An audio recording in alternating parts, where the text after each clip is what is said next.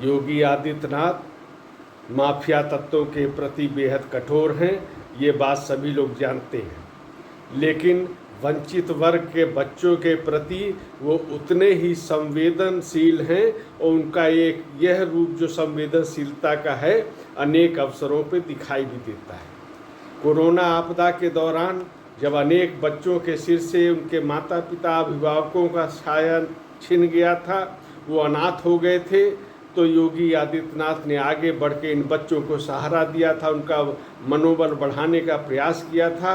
वो स्वयं ऐसे बच्चों से मिलते थे, उनके सिर पर हाथ फेरते थे और कहते थे कि मैं हूँ और तुम्हारे जो पालन पोषण की व्यवस्था है उसके लिए सरकार पूरी व्यवस्था करेगी।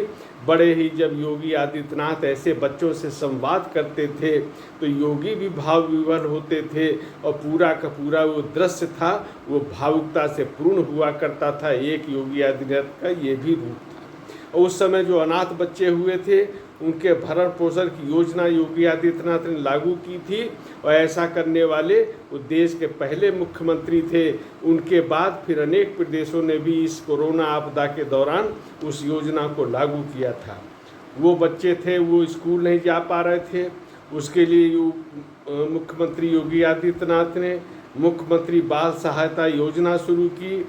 अन्य जो किसी अन्य कारण से भी जो बच्चे अनाथ हुए थे उनके लिए मुख्यमंत्री सेवा योजना का शुभारंभ किया गया था और बाल सेवा योजना सामान्य और इस्माइल योजना परियोजना के अंतर्गत भिक्षावृत्ति से मुक्त कराए गए बच्चों को भी पिछले दिन मुख्यमंत्री योगी आदित्यनाथ ने अपने सरकारी आवास पर बुलाकर और उन बच्चों को भी सारी जो शिक्षा से संबंधित सुविधाएं थीं, ड्रेस, बैग, पुस्तकें, पूरी एक शैक्षणिक किट उनको प्रदान की।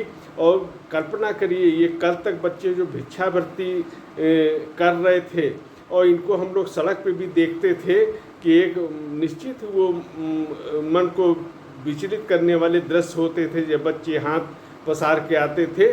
और यही बच्चे जब यूनिफॉर्म में दिखे तो निश्चित रूप से वो भी मुख्यमंत्री के आवास में, तो एक बहुत ही एक सुंदर दृश्य था। लगा कि ये मुख्यमंत्री जी हैं कितने संवेदनशील हैं ऐसे बच्चों के प्रति भी।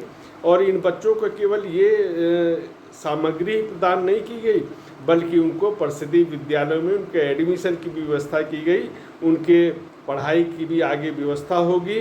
और जो मुख्यमंत्री बाल सेवा योजना है उसके अंतर्गत भी 18 वर्ष तक बच्चों को 2500 रुपया प्रति माह दिया जा रहा है और इसमें वृद्धि भी होगी, ऐसा है।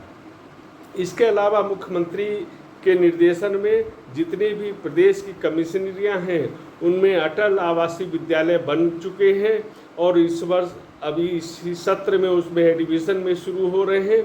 मुख्यमंत्री ने कहा कि ऐसे ही अटल आवासीय विद्यालय प्रत्येक जनपद में, उसके बाद प्रत्येक ब्लॉक स्तर पे भी स्थापित किए जाएंगे। यहाँ भी श्रमिकों के बच्चे पढ़ेंगे, निःशुल्क उनकी पढ़ाई होगी। तो ये कुल मिला के जो घटनाक्रम हम देखते हैं इसमें मुख्यमंत्री की एक संवेदनशील छवि उभर के आती है और किस तरह वो बच्चों से लेके पूरे वंचित वर्ग के प्रति एक चिंता करते हैं, यह भी दिखाई देता है।